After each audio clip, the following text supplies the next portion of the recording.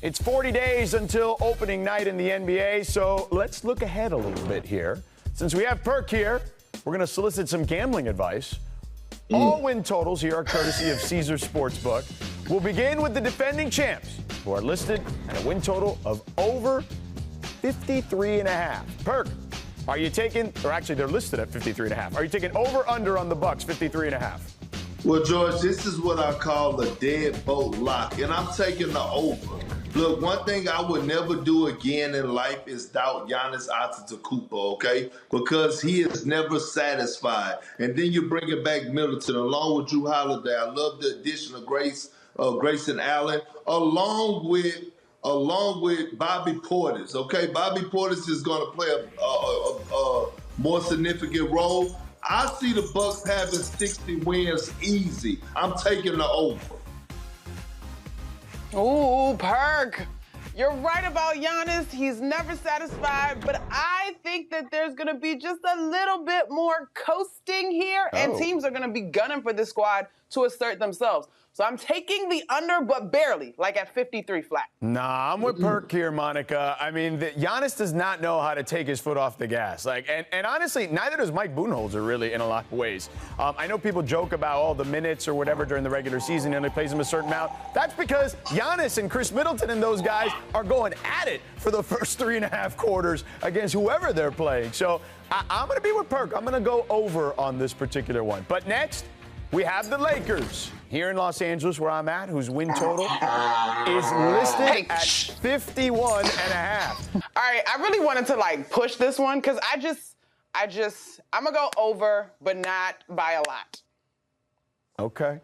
What? Look, this is another deadbolt lock. You cannot tell me that you're about to have LeBron James, Russell Westbrook, Anthony Davis, Carmelo Anthony, Rajon Rondo, Dwight Howard, Trevor Ariza, all of these players, and you're telling me that they're not going to have a 60-win season? Please. Matter of fact, I wouldn't be surprised if they wouldn't scratch the surface of hitting a 70-win season. Oh, Perk, now you're getting crazy. Come on. Just look Perk.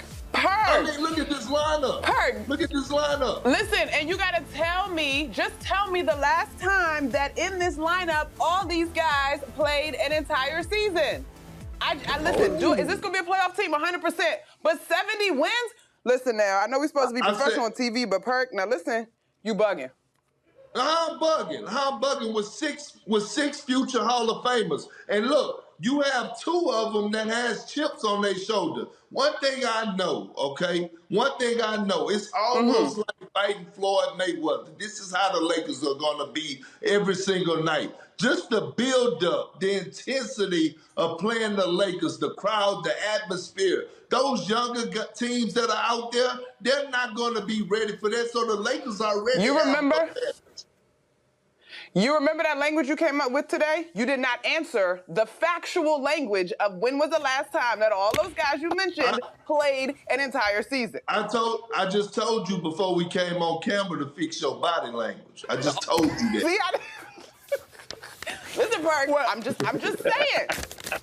Okay, well, listen, here's what I'll say. I'll split the difference a little bit here, okay? Well, listen, I agree it's over. I agree. I think we all agree. Let's start there. We all agree it's over, whether it's a little over or a lot over. We all agree it's over. Now, I think, Monica, a little over is too low because I look at 51, I'm like, LeBron James coming off all this rest, okay, and with a chip on his shoulder, like Perk said. We saw what happened the last time that happened. They won a chip in Los Angeles with him in that similar situation. Now, Perk, 70 wins, you've lost your damn mind, okay? 70 wins is crazy. Thank you. But George, listen, I didn't say they were, I said they could be knocking at the door. That means they could have 65 wins. Would y'all be surprised if they have a 65 That's kind of far from the door, I think, 65 from 70. Would y'all be surprised? I would be surprised if they have a 65.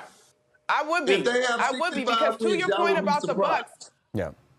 I would be surprised, Perk, because to your point about the Bucks, we know that Giannis doesn't take his foot off the gas. So I could be flat out wrong on that one. On this one, this is a team of veterans who know exactly how to push the speed limit, pull back, push the brake. So I would be very surprised if they win 65 games. All yes. right. Well, the fascinating part about all of this is we all agree, but yet we don't agree, okay? That's the great part of this particular conversation. All right, lastly, we got the Miami Heat. Perk, Caesars lists their win total at 47. They added Kyle Lowry.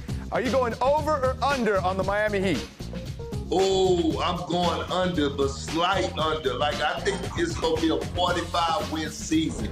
I think the only two teams in the Eastern Conference that are going to win over 48 games is the Nets and the Milwaukee Bucks. So I'm going with the under, just because I think they're going to win about 45 games.